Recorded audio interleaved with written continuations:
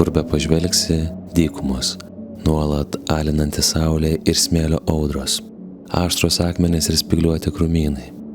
Ten kažkur Dievo užmirštoje žemėje kadaise atklydę klajokliai galiausiai sustojo.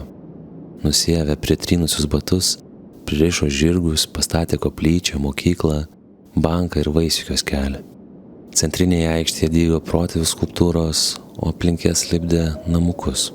Siaurus, keliais aukštais kylančius į dangų, blankiomis spalvomis įsiliejančius į dykumos landšaftą. Miestelis kas penkmetį įsirinkdavo vis naują merą, suformavo nedidukę armiją. Ši tai vis atklystančius laukinis žvėris išbaido, tai apsuka tolėliau įsikūrusius genčių medžioklius, tai gaisrus gesina. Gyventojų daugėjo, bet 100 metų niekas stipriai nesikeitė. Vos gimęs paveldėdavo į senelio profesiją, sulaukusiems pilnametystės išrinkdavo porą. Vestuves atšokę miestelėnai, antrą šventės dieną čia pat ir nedidelį namuką suręsdavo. Vieni kitus pažinojo, į kiekvieną praeivį vardu kreipdavosi, žinojo, kas kuo verčiasi ir kuriame lange gyvena.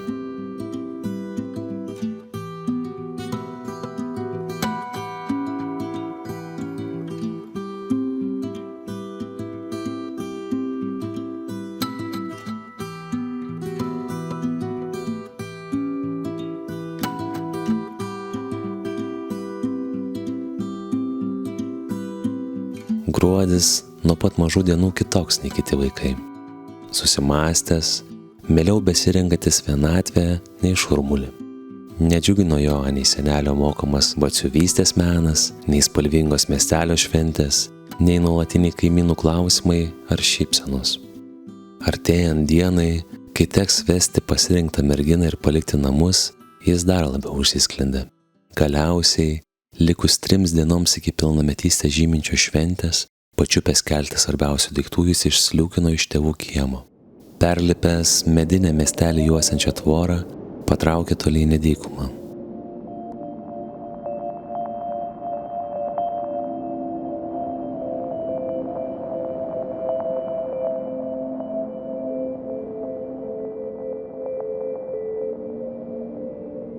Susikursiu savo namus.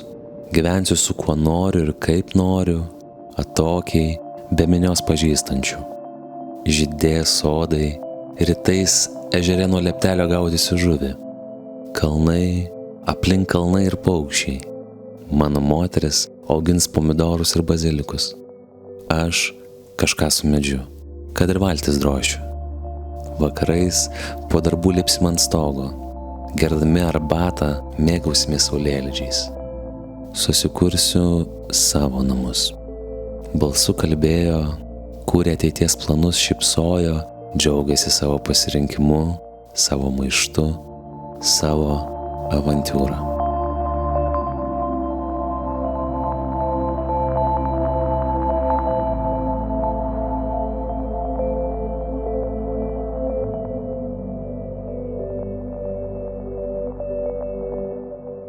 Išėjęs, kone tuščiom, vaikinas greitai ėmė rankioti kur nekur pakelėje išmėtytus daiktus.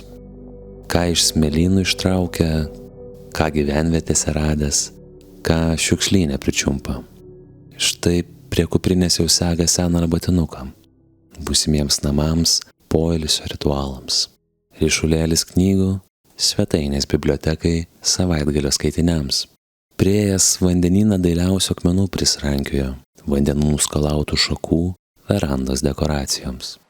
Pirmą kartą po daugybės dienų pamatęs bekraštės jūras, Gruodis sustojo, susimąstė pabėgėlis, gal čia galėtų būti tie naujieji namai. Bet čia pat save ir paneigė. Neva kalnų kaip ir trūksta, neva vandenys per sūrus, neva per toliausiai nuo smėlynų taip ir nepabėgo. Neįtiko jam ir dirva, iš pažiūros ne pati derlingiausia. Rodos per daug darbo tektų įdėti, kol derlių pradėtų duoti.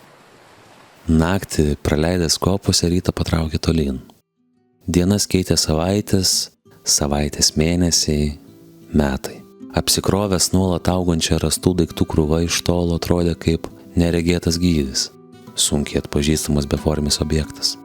Toršeras, kėdės, Kilimėlis, indai, vinių maišelis, sieninis laikrodis, įvairiausi stalo įrankiai, lankas, obuolių krepšys, laukuose surinktos vaistinės bei prieskoninės žolelės, pagalvė, odiniai batai, tušti kvepalų buteliukai, dėžės, kailis, tepalų indelis.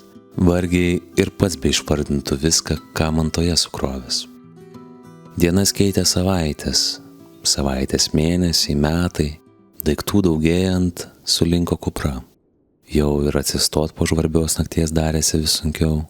Būdavo, koks praeivis pasiūlydavo ką pamainyti, bet toks prašymas tik įžeisdavo klajoklį. Keiksmais vaidydamasis vydavo susidomėjusių lauk. Nešulys svėrė vis daugiau ir daugiau, bet net netyčia įskeltos vazos nesiruošė išmesti. Net iš vienodų krepšių neįstengė vieno geresnio išsirinkęs pasilikti. Dienas keitė savaitės mėnesiai, metai. Sustojęs kalvomis žaliuojančioje laukymėje dejavo, kad ne taip turi atrodyti namai. Be širdies, be ežerų, be paukščių būrių. Priėjęs kaimus gynėsi neva per daug žmonių, kad čia pasiliktų. Per daug šurmulio, viskas stebinčių akių. Nuklydęs girion dievagojosi, bijantis nežinomų tamsos garsų. Nenorintis grybų riešutų rinkėjų patapti.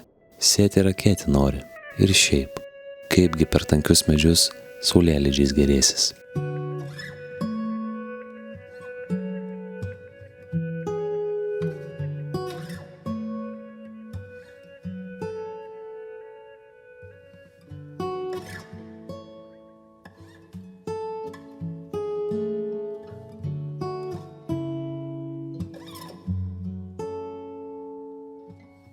Dienas keitė savaitės mėnesiai, metai. Pavargęs, pražilęs, sulinkęs į kuprą, ištįsusių veidų, gruodis priėjo nedidelį dykumos kaimelį. Rytą prabudęs suprato, nebegalys daugiau tęsti kelionės. Per sunkus nešuliai, per silpnos kojos. Suabejojo net savo svajonę, idealių namų utopiją. Išalkęs ir nusilpęs ryžosi kaimo žmonių pagalbos paprašyti. Pamaitinkit išalkusi. Pagirdykit ištroškusi. Mainais imkit, ką tik geidžiat, iš šių ryšulių. Žiūrėkit, kiek turto esu prikaupęs. Miestelėnai tik gūžčioja pečiais, suskilę indai, išblukę kilimai, permirkęs ir pelėsio apėjęs taršeras. Beverčius daiktus kilnoja, svetima kalba tarėsi. Nieko neėmė iš atėjūnų. Nuprausę pasodino prie bendro stalo, sočiai pamaitino, pagirdė, skarmalus pakeitę švariais rūbais, minkšton lovon paguldė. Rytą senis tolyn į kelionę taip ir nebepakilo. Gal jėgų pritrūko, gal svetimšalių svetingumas sužavėjo, o gal svajonė suabejojo. Dienas keitė savaitės mėnesiai, metai. Miestelėnai atskirą namuką surentė, o pats, kadaise senelio primokytas batsiuvystės amato, pasisiūlė šiems batus tvarkyti. Visus lyg vieno pažino, į visus vardais kreipės, žinojo, kuo kas verčias ir kuriame lange gyvena. Kur be pažvelgsi, dykumos. Nuolat alinanti saulė ir smėlio audros, aštrus akmenys ir spygliuoti krūmynai. Anei žaliuojančių sodų, nei ežerų, kalnų ir paukščių. Ten, kažkur Dievo užmirštoje žemėje, klajoklis galiausiai atrado namus.